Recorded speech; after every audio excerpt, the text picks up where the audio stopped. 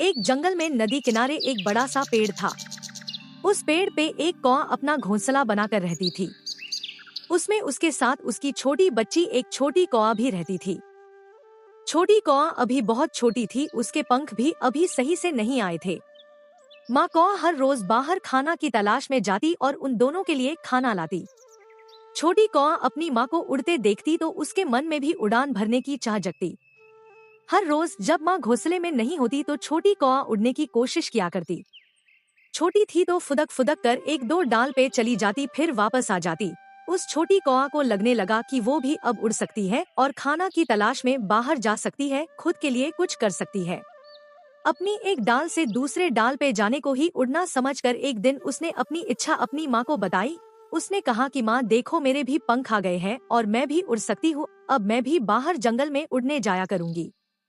यह सुनकर उसकी माँ को हंसी आई। उसने हंसते हुए अपने बच्चे को समझाया और कहा, नहीं, तुम अभी बच्ची हो, तुम्हारे पंख भी अभी छोटे हैं, तुम उड़ नहीं पाओगी। जब तक मैं न कहूँ तुम घर से बाहर मत निकलना, बाहर खतरा भी हो सकता है। इतना कह के माँ कौआ फिर खाना की तलाश में बाहर जंगल में चली गई। माँ के जाते ही छोटी कौआ मन ही मन सोचने लगी कि मेरी माँ नहीं चाहती कि मैं ऊंची ऊंची उड़ान भरूं, वो मुझे घर में कैद करके रखना चाहती है ताकि मैं उसके इशारे पे चलूं। फिर उसे याद आया कि कल मैं उड़ के पेड़ के कई डालों पे चली गई थी, आज उससे भी ज्यादा उड़ के जाऊंगी, फिर माँ को बताऊंगी कि आप गलत हो, मैं अब बच्ची नहीं हूँ। यह सोचकर छोटी कौए ने अपनी पूरी क्षमता से नदी के तरफ उड़ान भरी। कुछ दूरी उड़ने के बाद उसकी हिम्मत टूटने लगी, लेकिन तब तक वो नदी के बीच धार में जा चुकी थी। अब उसके पास न वापस जाने की क्षमता बची थी, न ही नदी को पार कर पाने की।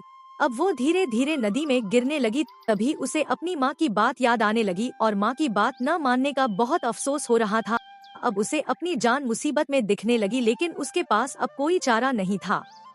वो अपनी माँ को आवाज लगाना शुरू की और आवाज लगाते लगाते पानी में जा गिरी। उसकी माँ आसपास ही कहीं खाना की तलाश में गई थी। वो अपने बच्चे की आवाज सुनकर बहुत तेजी से आवाज की ओर आई।